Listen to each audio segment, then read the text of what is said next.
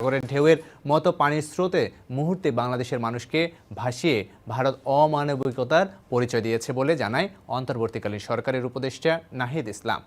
আগাম সতর্ক না করে হুট করেই বাঁধ খুলে দেয় ভারত জনগণের বিরুদ্ধে অবস্থান নিয়েছে বলেও মন্তব্য করেন তথ্য ও আইসিটি উপদেষ্টা।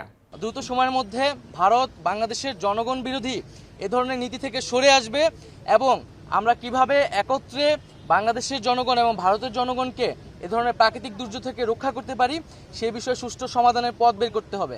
বন্যা এতটাই ভয়ঙ্কর রূপ নিয়েছে যে পানির স্রোতে রেস্কিউ টিম ভয়ানক দুর্যোগপ্রবণ এলাকায় যেতে পারছে না। কেউ বাবা, কেউ মা, ভাই বোন পরিবারের সদস্যরা বাঁচার আকুতি জানাচ্ছে। হিমশিমে রেস্কিউ টিম। এদিকে গজলডোবা ও ডম্বুর বাঁধ উদ্দেশ্য প্রণোদিতভাবে খুলে দেওয়ার প্রতিবাদে বিক্ষোভ করেন বিভিন্ন বিশ্ববিদ্যালয়ের ছাত্ররা। ভারতীয় আগ্রাসন রুখতে প্রয়োজনে বাংলাদেশে পাল্টা বাঁধ নির্মাণের দাবি জানান তারা। সামাজিক যোগাযোগ মাধ্যমেও এ বিষয়ে তীব্র প্রতিবাদের খবর চাউর হয়েছে। পিঠ দেখানোর সময় শেষ, মুখ দেখানোর সময় এসেছে। ভারতের সঙ্গে বাংলাদেশের আচরণ কেমন হবে তা ঠিক করবে নতুন বাংলাদেশের ছাত্র সমাজ। ভারতের প্রতি তীব্র ক্ষোভ থেকে এমন হুঁশিয়ারি বৈষম্য বিরোধী ছাত্র আন্দোলনের সমন্বয়ক হাসনাত আবদুল্লাহর। পানি নিয়ে ভারতের একতরফা আগ্রাসন নীতি নতুন নয়। আজ থেকে প্রায় ৭৪ বছর আগে থেকে পানি নিয়ে দাদাগিরি ভারতের। ১৯৫১ সালে বাংলাদেশের সীমানার ১০ কিলোমিটার উজানে মুর্শিদাবাদে ফারাক্কা নামক স্থানে বাঁধের প্রথম পরিকল্পনা করে ভারত। সেই সময় পাকিস্তান সরকার বিষয়টির বিরোধিতা করলেও চুপিসারে কাজ এগিয়ে নিয়ে যায় ভারত। ১৯৭৪ সালে বাঁধের নির্মাণ সমাপ্ত করলে বাংলাদেশের সঙ্গে দ্বিপাক্ষিক বৈঠক হয়। পরের বছর পরীক্ষার নামে বাঁধের ফিডার ক্যানেলে কার্যকারিতা যাচাই করতে ৪১ দিনের জন্য চুক্তি করা হয়। তারপর আজ ৫৪ বছর হয়ে গেলেও সেই ৪১ দিন শেষ হয়নি। চুক্তি ভঙ্গ করে এখনও ভারত অনিয়মের কাঠগড়ায়। এদিকে তিস্তা চুক্তিসহ অভিন্ন ৭টি নদী নিয়েও ভারতের একচেটিয়া পানি বাণিজ্য চলছে। বরাবরের মতো আন্তর্জাতিক আইনকে বুড়ো আঙ্গুল দেখানো উজানের দেশ গত দুদিন আগেও কোনো আগাম সতর্কতা না দিয়েই বাঁধ খুলে ভাটির দেশকে পানিতে ভাসায়। ভারতের বিপক্ষে নতুন বাঁধের দাবিতে প্রতিবাদের জোয়ার ওঠে। ফারাক্কা বাঁধ যে বাংলাদেশের দুর্দশা তা প্রথম থেকেই বুঝতে পেরেছিলেন মজলুম জননেতা মাওলানা আব্দুল হামিদ খান ভাসানী। এজন্য বাংলাদেশের পানির ন্যায্য হিস্যার জন্য ৯০ বছরের সেই বার্ধক্য বয়সেই অসুস্থ শরীর নিয়ে ফারাক্কা লং মার্চে ৬৪ কিলোমিটারের যাত্রা করেছিলেন এই মহান নেতা। সেই সময় ভারত গঙ্গার পানি প্রত্যাহারে পশ্চিমবঙ্গের ভাগীরথী হুগলি নদীর পানি প্রবাহ কমে আসে এবং কলকাতা বন্দরের নাব্যতা বাড়াতে বাঁধ নির্মাণ করা হয়।